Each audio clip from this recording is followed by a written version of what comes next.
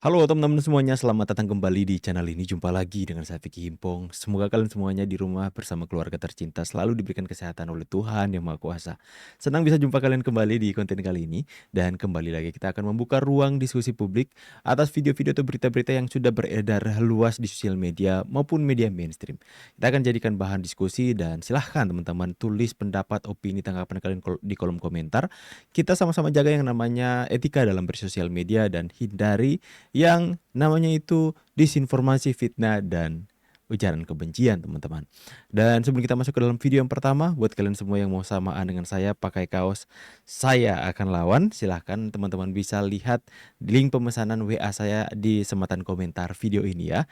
Jangan sampai kehabisan karena edisi ini adalah edisi terbatas teman-teman. Oke, kita akan langsung saja ke video yang pertama. Deddy Mulyadi diincar Jokowi. Skenario duet dengan Gibran mulai muncul teman-teman ya. Nah, kalau soal berita ini udah banyak kali kita dengar ya. Ini hanya sekedar opini teman-teman. Ini hanya sekedar spekulasi atau analisa politik terkait dengan apa yang akan terjadi 2029. Ada yang mengatakan KDM ini adalah Jokowi part 2 teman-teman ya, karena citranya itu begitu luas di tengah masyarakat, begitu terkenal, juga sering membuat konten teman-teman. Dan kemudian dalam sebuah postingan ini menulis bahwa Deddy Mulyadi diincar Jokowi. Ya, kalau lewat kenyataan dan pernyataan-pernyataan Pak Jokowi bahwa Pak Jokowi mau untuk menegaskan masih memegang erat teguh wacana Prabowo Gibran 2 periode teman-teman. Karena kita melihat keharmonisan antara Pak Jokowi, Gibran, dan Pak Prabowo itu sudah benar-benar sudah sangat melekat hari ini. Makanya wacana itu masih terjaga. Orang-orang PSI pun Pak Bestari pun mengatakan bahwa mereka sekalipun bisa mengusung capres, tapi mereka masih memegang teguh wacana dari Pak Jokowi, yaitu Prabowo Gibran 2 periode. Akan tetapi apa yang kemudian menjadi analisa atau menjadi asumsi caption dan harapan orang-orang mungkin pendukung KDM itu bisa saja terjadi teman-teman. Karena perpolitikan kita tidak bisa memprediksi, segala sesuatu bisa dirubah. Tapi kalau hari ini mau berbicara soal sikap Pak Jokowi masih tetap dengan Prabowo Gibran 2 periode teman-teman ya. Kita next dulu ke video selanjutnya. Ngeri-ngeri sedap pernyataan dari Ahok menohok. Saya mau jadi ketua KPK tapi ada syaratnya. Sahkan RUU hukuman mati koruptor. Ngeri. Ini saya mau katakan tidak tahu apakah ini dikatakan oleh Ahok karena ini hanya foto saja dan kemudian ada caption. Nantilah kita akan bahas kebenarannya. Nah, ini untuk Gibran atau Kaisang, Jokowi blak-blakan alasan. Ini wawancara Tempo bocor alus dengan Pak Jokowi ya teman-teman ya. Ketika Bapak turun ke lapangan dan bertemu dengan konstituen PSI begitu Pak ya, itu juga akan memberikan efek elektoral kepada Mas Gibran Pak? Enggak ya, ini kan wilayah yang berbeda. Mas Gibran itu kan bukan anggota PSI, Yes. bukan pengurus PSI, bukan ketua PSI, bukan ketua Dewan Pembina PSI. Jadi biarkan Mas Gibran udah punya tugas sebagai wakil presiden, ya bekerja untuk pemerintah, bekerja untuk negara, bekerja untuk rakyat. Yang ini wilayah partai, biar urusannya Ketum Kaisang. Atau untuk mempersiapkan Mas Gibran 2029, Pak? Nggak ini sejauh menjawab, itulah, nggak teman-teman, sejauh ya. itu kita Ini menjawab teman-teman. berpikir bagaimana saya berusaha keras untuk mendorong PSI agar ada di dalam wilayah perpolitikan Indonesia. Karena apapun ya, kenapa kita berkeliling daerah, karena di survei menunjukkan, saya ini senang data, senang survei, senang angka-angka ya. Jadi data menunjukkan bahwa PSI ini baru dikenal 78% oleh masyarakat Indonesia, dan baru 48% tahu bahwa PSI ini logonya gajah. Baru 48%. Jadi perlu dipromosikan, perlu terus didorong, perlu terus kerja keras agar memiliki struktur partai yang komplit sampai ke tingkat desa. Saya kira itu yang terus akan kita dorong. Ya, ini menegaskan kembali dengan caption tadi ya bahwa Jokowi menargetkan atau mempersiapkan KDM dengan Gibran berpasangan. Ini kembali menegaskan bahwa pernyataan Pak Jokowi bahwa tidak sejauh itu. Mas Gibran belum dipersiapkan untuk 2029 untuk menjadi presiden, teman-teman ya. Tentu saja Pak Jokowi itu memberikan sebuah kode bahwa Prabowo Gibran itu masih tetap ya dengan sebuah wacana dan pencanangan Prabowo Gibran 2 periode. Nanti setelah itu mungkin saja dua kekuatan Prabowo dan Jokowi akan bersatu untuk membuat adanya keberlanjutan dengan Gibran menjadi presiden. Wow, itu analisa saya teman-teman. Next ya. Ban mobilnya robek panjang, Dokter Tifa diteror. Mulai, gak percaya aku ya. Soalnya Dokter Tifa ngomongnya kayak gini. Dokter Tifa mengaku ban depan mobilnya tiba-tiba kempes setelah meninggalkan lokasi rapat di kawasan Jakarta Selatan hari Sabtu. Mobil baru berjalan sekitar 50 meter sebelum ban ambles hingga menyisakan velgnya. Udah kayak di film-film action aja ya. Bannya semua tercabut dan kemudian mobilnya jalan tinggal velgnya saja. Drama macam apa ini ya? Aku gak percaya. Usai meeting ini postingannya ya. Ini postingan Tifa di X atau di mana teman-teman? Saya harus nanya. Apakah di X itu nggak bisa memposting video atau foto? Setahu saya bisa lah ya. Ya, seharusnya seorang Tifa yang mengaku peneliti, dia menuliskan seperti ini sertai dong dengan bukti foto apa, video ban kempesnya. Jangan hanya sekedar cuitan-cuitan seperti ini. Makanya orang nggak terlalu percaya dengan apa yang dikatakan. Makanya dia tulisan seperti ini ya. Begitu dilihat ban depan kempes tinggal velg. Gimana ceritanya? Usai meeting di suatu tempat kawasan di Jakarta Selatan, ambil mobil lalu keluar dari parkiran ke jalan raya. Baru jalan sekitar 50 meter, tiba-tiba krotok-krotok, ban depan ambles tinggal velg. Begitu dilihat ban depan kempes tinggal velg. Setelah dilihat kenapa kok bisa habis anginnya, ternyata ban robek besar sekali dengan robekan panjang yang hanya mungkin dirobek oleh pedang atau linggis yang sangat tajam. Pedang. Ini cuma kira-kira ya, ada yang bisa memberikan penjelasan ilmiah dan logis kejadian ini. Saya awam dalam urusan perbanan, tahunya nyetir dan isi bensin. Bisa bantu? Kemarin bilang kecelakaan di jalan tol. Bilang gara-gara kecelakaan di jalan tol jadinya terlambat hadiri sidang. Sekarang drama apa lagi? Drama ban robek panjang yang seolah-olah katanya hanya bisa diiris oleh pedang. Terlalu, maksudnya ini kalau ada orang yang benar-benar seperti yang diduga oleh Tifa, ya kemudian berniat jahat untuk mengempeskan bannya, ngapain coba mau cari pedang sampai ke Inggris? Maksudnya terlalu mencolok lah kalau ada orang yang mau melakukan kejahatan secara tersembunyi-sembunyi terus harus mengempeskan ban menggunakan pedang dan linggis. Ini ditulis sendiri loh oleh Tifa teman-teman ya. Dia mengatakan ternyata ban robek besar sekali dengan robekan panjang yang hanya mungkin dirobek oleh pedang atau linggis yang sangat tajam. Ya, kita juga terlalu, kalau memang betul apa yang diduga oleh Tifa ini terlalu bodoh penjahatnya teman-teman ya. Ngapain coba mau melakukan sesuatu yang sembunyi-sembunyi harus bawa pedang? Otomatis kan kalau dia bawa pedang itu kelihatan teman-teman ya. Menjadi mencolok jadinya. Atau bawa linggis, ngapain di tengah kota bawa linggis? Ya, untuk mengempeskan ban saja nggak perlu dirobek lah kalau pintar. Ya dicabut aja pentilnya. Pentil ya teman-teman, jangan kalian berpikir yang aneh-aneh.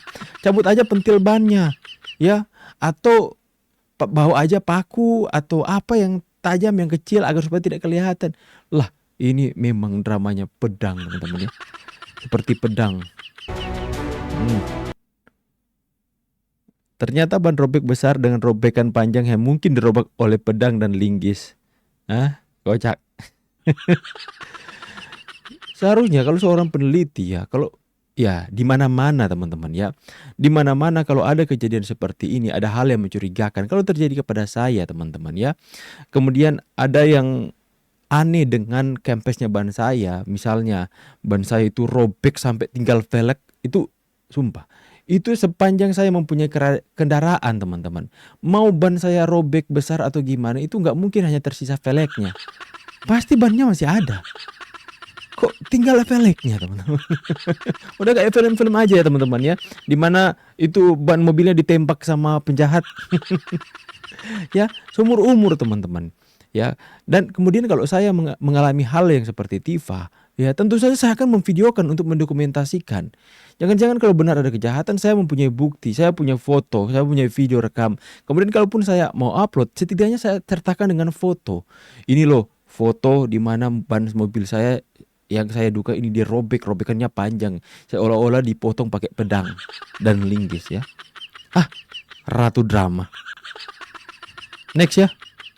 Apresiasi Mahkamah Agung karena apa? Rifai ungkap mengapresiasi Mahkamah Agung untuk melihat kepentingan pokok perkara kita karena ini akan dimanfaatkan.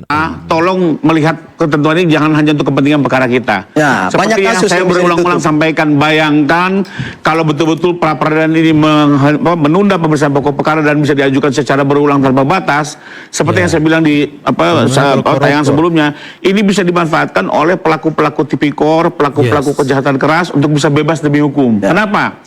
Mbak, pada saat perkara didaftarkan di pengadilan, hari itu juga kewenangan penahanan itu beralih dilakukan oleh pengadilan. Dan jangka waktunya hanya 3 bulan. Bayangkan 3 bulan ini kan seharusnya digunakan secara maksimal untuk persidangan. Tapi tidak bisa dijalankan, kenapa? Karena dilakukan praper secara berulang-ulang. Bahkan bisa sampai 2 bulan contoh. Jadi perkara dulu 1,5 bulan loh, jangan salah ya. Berulang-ulang sampai 2 bulan. Apa yang terjadi? Akhirnya perkara dia hanya tinggal sisa sebulan. Bentar. Dan orang ini bisa apa? Bebas demi hukum. Dan ini sangat bahaya sekali. Karena itu menurut saya jawab ya. Mahkamah Agung mengeluarkan ini sangat bijak dengan melihat jangan sampai ini disalahgunakan untuk perkara-perkara yang dalam penahanan pengadilan. Ini sangat bahaya Jadi bukan sekali. ada tujuan Tidak, terlalu kecil lah. Karena aku mikirkan masuk ke perkara kita ini perkara yang lebih besar untuk negara. Apresiasi Mahkamah Agung karena apa? Next ya. Tanggapan sayembara ijazah SMA Gibran, Denny Indrayana menipu rakyat dan membohongi rakyat. Jika Wapres mengizinkan, saya akan mempidanakan Denny Indrayana. Indrayana, saya mau mengingatkan Anda, sayembara Anda itu bagi saya sudah patut diduga sebagai menipu rakyat. Menipu rakyat. Ya, membohongi rakyat. Mengapa?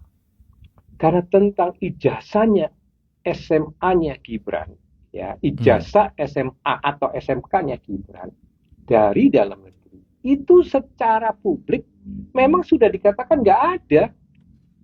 Informasi itu gamblang, itu udah dipublikasi. Pendidikannya Gibran itu. Ya, Anda membuat sayembara sesuatu yang memang secara publik dikatakan nggak ada itu loh. Bagaimana itu tidak membohongi rakyat? Jadi jangan pun hadiahnya itu cuma 2 miliar, Denny. 20 miliar. Atau jangan pun cuma 20 miliar. 200 miliar. Orang berani saja pun partisipasi mendukung Anda. Karena mereka tahu. Barang itu memang tidak ada. Gibran Raka Buming Raka itu secara publik sudah diketahui riwayat pendidikannya. Sudah terekspos secara publik. Memang nggak punya ijazah SMA dari dalam negeri. Riwayat pendidikannya itu sudah terpublish secara jelas bahwa dia dari SMP di Solo itu mau lanjut tuh sekolah menengah ke Orchid Park Secondary School Singapura. Itu lalu KPK. Tapi kalau berharap misalnya jika Wapres mengizinkan, saya akan mempidanakan Denny Indrayana, Mas Gibran nggak bakal mengizinkan. Ya, Mas Gibran saja waktu Pak Jokowi mau melaporkan orang-orang yang menghina memfitnah ijazahnya, Mas Gibran itu salah satu orang yang nggak setuju loh. Itu Mas Gibran yang mengakui kepada kami. Karena membuang energi saja, ya teman-teman ya. Baiknya orang-orang seperti mereka ini nggak diladeni. Karena kalau diladeni, kalian lihat betapa besar exposure yang didapatkan oleh Roy Suryo, Tifa, dan para penduduk ijazah Pak Jokowi ketika Pak Jokowi meladeni. Pak Jokowi juga nggak mau meladeni, mereka sudah sampai keterlaluan sampai datang ke rumahnya Pak Jokowi, teman-teman. Kita next ya. Kami melihat Kubu Jokowi ragukan Dr. Tifa memiliki bukti kuat di pengadilan. bahwa mereka tidak mempunyai barang bukti. Ya, saya bisa katakan itu. Ini masih dugaan saya. Tapi dari hal ini kita bisa melihat karena yang diarahkan itu adalah cacat prosedural itu. Ya. Saya katakan dan juga Pak Jokowi sendiri sudah mengatakan di Solo kan bahwa beliau itu akan hadir akan membawa semua ijazah beliau di SD, SMP, dan SMA, ya. Karena ini adalah momen yang ditunggu. Kami pun, saya pun empat mata dengan beliau juga mengatakan itu. Karena apa? Ini adalah momen yang ditunggu oleh beliau untuk membuktikan kepada masyarakat Indonesia. Yes, next ya. Hadir nanti di Kuasa hukum Jokowi Yakub Hasibion pastikan Pak Jokowi hadir di sidang persidangan tahap untuk pembuktian. membawa ijazah-ijazah dari Nah. SD, SMP, dan ijazah yang sudah disita SMA Makin dan ketakutan. UGM. Jadi hanya sharing-sharing, update-update perkembangan, dan tentunya sampai hari ini Pak Jokowi juga masih firm bahwa beliau akan hadir di persidangan. Jadi mohon doanya teman-teman, Pak Jokowi Yes. sehat selalu agar dapat Amin. Sehat selalu, Pak hadir di Jokowi. persidangan nanti. Tentunya nanti di agenda pembuktian, Mas. Nanti kita serahkan kepada majelis apakah, dan tentu dari penuntut umum, apakah akan mengundang Pak Jokowi itu di awal, di pertengahan, atau mungkin di akhir pembuktian. Tapi agendanya nanti di tahap pembuktian pastinya. Gimana respon Bapak terkait pra peradilan itu suruh? Iya, tadi kita sempat update juga bahwa pra peradilan Pak Roy ini kan yang kedua. Ini sudah lama Saya next ya. sedemikian rupa Dr. Tifa melawan ada bukti di ruang sidang. sudah memeriksa ini. Sudah dengan sangat baik diperiksa, dipaparkan dengan sangat baik, detail sekali. Dan sempat diprotes juga, kok lama banget. Karena tentu dilakukan penelitian yang sangat dalam. Sehingga ketika ini sudah duduk, maka tinggal jaksa yang membuktikan, kan gitu. Karena kenapa? Jaksa mewakili negara saat ini sudah mengatakan cukup dan selesai. Dilimpahlah, maksudnya penyidik sudah selesai, sudah cukup gitu kan. Nah, dilimpahlah ke kejaksaan. Dan yang menarik, limpahan berkas dari penyidik kepada jaksa penuntut umum dinyatakan sah dalam prapitnya Pak Roy. Juga dinyatakan bahwa penetapan tersangkanya juga sah. Jadi maksud saya, ini semua ya boleh saja karena ini kan hak ya dijalankan. Ada fasilitas diberikan oleh negara karena pola pikirnya sekarang, perlu saya sampaikan juga. Sekarang ini sistem peradilan pidana terpadu kita udah pemulihan, restoratif justice. Dan oleh karena itu sesungguhnya ya kalau mereka ingin gunakan dengan sebaik-baiknya, kan gitu. Nah, lebih lanjut lagi kalau kita bicara masalah materi ini, maka tinggal tunggu pada pembuktian. Dan ketika pembuktian itu ya, tinggal bilang aja apa yang dibilang palsu, mananya yang palsu. Seseorang yang memiliki keahlian apa, kok bisa dia mengatakan ini palsu? Sehingga apa yang disampaikan dalam pasal-pasal yang disampaikan itu adalah konsekuensi. Jadi orang-orang ini kan mendapatkan konsekuensi apa yang dilakukannya, bukan sebaliknya loh. Dan mengenai jasa Bapak tentu disampaikan akan ditunjukkan jika memang dipersilahkan atau diperkenankan oleh pengadilan. Dan tinggal disampaikan pernyataan-pernyataan dari UGM misalnya yang mengatakan jasa itu adalah asli, yang mengatakan bahwa Bapak adalah telah mengikuti tridharma perguruan tinggi, dari Puslapor yang mengatakan 2 kali loh Puslapor. Tadi sampaikan juga waktu pengaduan di Bareskrim juga diperiksa dan dihentikan karena tidak beralasan. Mereka pasalnya pemalsuan loh, 263, 262, 264 kalau nggak salah ya. Koreksi saya kalau saya salah. Sehingga maksud saya adalah ini semua sudah dieksaminasi. Nah, tinggal kita masuk aja ke pokok perkara. Ya, mereka berusaha untuk lari karena mereka tahu mereka tidak punya bukti ijazah Jokowi palsu, teman-teman. Momen Prabowo Jokowi berbeskap duduk sejajar saat jadi saksi nikah kasus Rizky Irmansyah. Wih, Naruto dan Sasuke. Luar biasa ya. Pak Jokowi semakin dekat, semakin akrab dengan Pak Prabowo, teman-teman, hari-hari ini. Tentu saja orang yang punya kumis itu sakit hati. Tidak semua oknum-oknum, teman-teman ya. Nanti kalau ini yang punya kumis tersinggung lagi. Banyak kok ya pendukung Pak Jokowi itu berkumis yang baik-baik ya. Kita next ya. Pak Jokowi mungkin ya dari 8 presiden di Indonesia ini, itu salah satu yang bisa kita kategorikan tumbuh dan lahir dari rakyat itu kan Pak Jokowi. Kan kita tahu Pak Karno, latar belakangnya apa, Pak Harto, Jenderal dan lain sebagainya gitu, Pak Habibie, Gus Dur, cucunya pendiri NU, mantan ketua PBNU, termasuk Pak SBY, Jenderal Bu Mega dan lain sebagainya. Pak Jokowi, anak tukang kayu atau tukang kayu yang pernah digusur, berarti memang dia merasakan betul denyut kerakyatan yang selama ini itu menjadi jiwanya tuh sampai dia akhirnya bisa terpilih menjadi presiden 2 periode. Meskipun Pak Jokowi saat itu juga pernah mengatakan bahwa ia akan istirahat setelah pensiun. Ya kan istirahat. Bahwa dia akhirnya rindu untuk ketemu masyarakat kan soal lain. Dan sebenarnya begini, ketika banyak orang coba untuk memonitor ya pergerakan Pak Jokowi kemanapun dan apapun yang dilakukan, itu maksud saya sih sebenarnya agak-agak aneh juga, karena sebenarnya Pak SBY kan juga melakukan hal sama dengan siapa yang memonitor? dengan yang melukis, dengan misalnya ikut turnamen pertandingan bola-bola voli kemana-mana gitu, itu kan bagian juga dari menikmati hobinya tuh. Tapi ada yang memonitor emang Bang? Ya kan misalnya bahwa ini menjadi apa ya, menjadi sesuatu yang diperdebatkan, didiskusikan, itu kan berarti orang kan selalu melihat pergerakannya Pak Jokowi. Bahwa jangan-jangan Pak Jokowi sudah mulai ancang-ancang, curi star seperti Audrey yang bilang, enggak, Pak Jokowi itu memang begitu. Kekuatannya ada di rakyat dan dia jaga itu, dan satu hal, Audrey, Pak Jokowi itu faktanya punya anak yang sekarang ini menjabat sebagai wakil presiden. Nah, kita pun kalau misalnya punya anak yang jadi wakil presiden, akan kita lakukan apa yang bisa kita lakukan untuk membantu wakil presiden. Untuk membantu, sekedar membantu menjaga Mas Gibran nih sampai nanti selesai, atau memulai membantu Mas Gibran di 2029, Bang Rey, ketika safari politik Pak Jokowi sudah dimulai. Ya, pertama dulu soal definisi istirahat tadi ya. Udahlah, aku nggak mau dengar omongannya orang ini.